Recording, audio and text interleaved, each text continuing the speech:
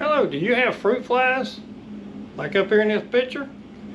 Well, I did earlier today, but right now most of them are gone. I still got a few around here, but I'm going to show you how to get rid of those. So welcome to Do It Yourself with Wayne. Today, we're getting rid of fruit flies. And our channel is all about helping you learn how to do things yourself to save money. And today, we're going to save you money on an exterminator. So just join us as we get rid of some fruit flies.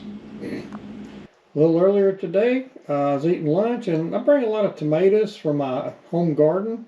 And when the tomato peelings go in the trash, if you don't get them out of here pretty soon, the fruit flies just start accumulating, and I had quite a few of them at lunchtime.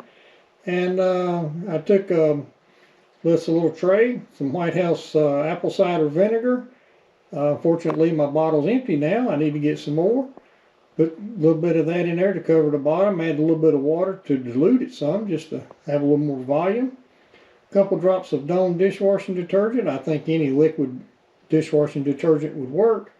And there you have it. The thing's got all kinds of dead fruit flies in it now. All those little specks are dead ones. What happens is they're attracted to the vinegar. And once they get in there, they can't get out because of the dishwashing detergent.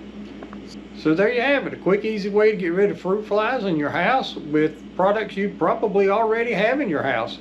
So if you find this video useful, please click like on it and share it with your friends that might benefit from this information.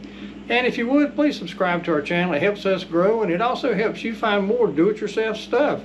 We also have a video online. I'll put a link up at the top and also in the description of an inexpensive way to get rid of ants in your house. So that's online also. So anyway, we'd just like to say thank you for visiting. Do It Yourself with Wayne, and we hope you have a great day.